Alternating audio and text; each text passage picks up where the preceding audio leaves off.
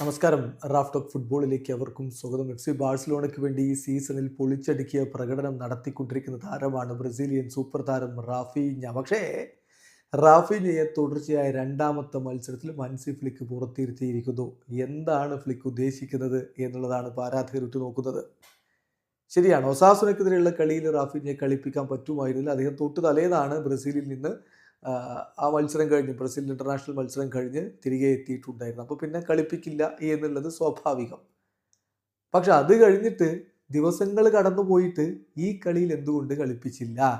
ഈ കളിയിലും അദ്ദേഹത്തെ ഇറക്കിയില്ല. ആ കളി ഒസാസുനക്കെതിരെയും ബാഴ്സ ജയിച്ചു. ഈ കളി ഇവിടെ ഇപ്പോൾ ജിറോണക്കെതിരെ തകർപ്പൻ വിജയവും സ്വന്തമാക്കുന്നു. റാഫീഞ്ഞ ഇല്ലാത്തതൊന്നും ബാഴ്സലോണ ടീമിനെ ബാധിക്കുന്നില്ല എന്നുള്ളത് മറ്റൊരു കാര്യം. എന്നാലും എന്തുകൊണ്ടായിരിക്കും റാഫീഞ്ഞയെ കോച്ച് കളിപ്പിക്കാത്തത്?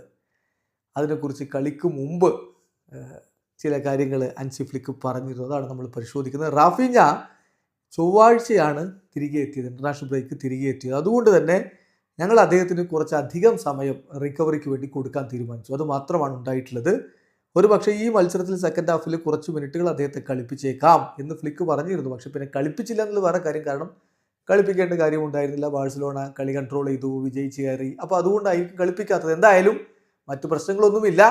അദ്ദേഹത്തിന് കുറച്ചധികം സമയം റിക്കവറിക്ക് വേണ്ടി അങ്ങ് കൊടുത്തതാണ് എന്നാണ് ഇപ്പോൾ ഫ്ലിക്ക് പറയുന്നത്. വീഡിയോ അവസാനിക്കുന്നു.